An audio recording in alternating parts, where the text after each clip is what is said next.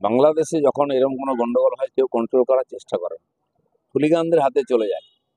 দুর্ভাগ্য, এটা বাংলাদেশের মতো একটা গরিব দেশ, আর সেখানে এরকম ঘটনা চলছে। ব্যবসা বাণিজ্য সবকিছু, অর্থনীতি খুবই ক্ষতিগ্রস্ত হবে, ওখানকার মানুষেরই ক্ষতি হবে। আমি জানি না ওখানকার লোকেরা এসব ভাবে কিনা। আর যারা স্বৈরতন্ত্রের কথা বলছেন, পাকিস্তানের স্বৈরতন্ত্র কম আছে? পাকিস্তানের নির্বাচন হলো গত বছর, যে পার্টি সবচেয়ে বেশি সিট পেয়েছে সে পার্টির নেতা এখন জেলে আছেন, ইমরান খান। সরকারে কারা বসে আছে যারা মেজরিটি পায়নি। আমার মনে হয় কোনো ইসলামিক দেশে বোধহয় গণতন্ত্র সফল হয় না, সেটা তার প্রমাণ।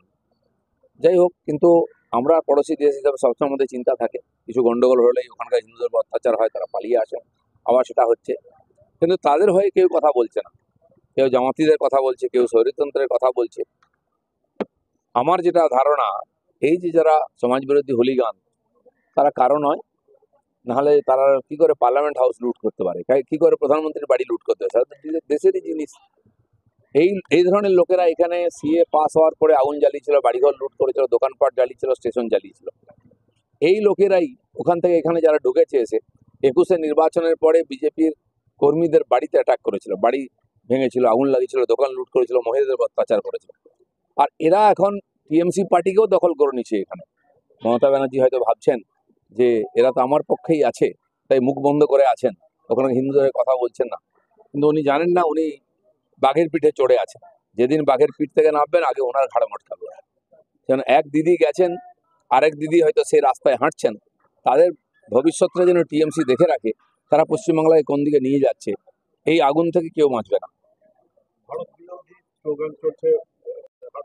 আমরা 37 নম্বর, আজকে 37 নম্বর ওয়ার্ডে এসেছিলাম। এখানে অর্জুনপুর, অঙ্গদপুর গ্রাম পুরনো বিজেপির ভালো ভোটার আছে, তো কর্মীদের সঙ্গে দেখা করতে এসেছিলাম মর্নিং ওয়াক। সেই সময় আমাদের এখানকার যিনি টিএমসির কাউন্সিলর, তিনি এটা দিয়ে যাচ্ছিলেন। আমাদের কর্মীরা আছেন যারা তাদের বন্ধু, পাড়ার লোক, তারা ডাকলো, আমার সঙ্গে একটু নমস্কার হলো, ভালো লাগলো। আমি বললাম যে আপনার জায়গায় এসছি আমরা আজকে হাঁটতে, এরকম সৌজন্য থাকা উচিত সবার মধ্যে। আবার মাইক ফাইক কেন করেছে ভাই?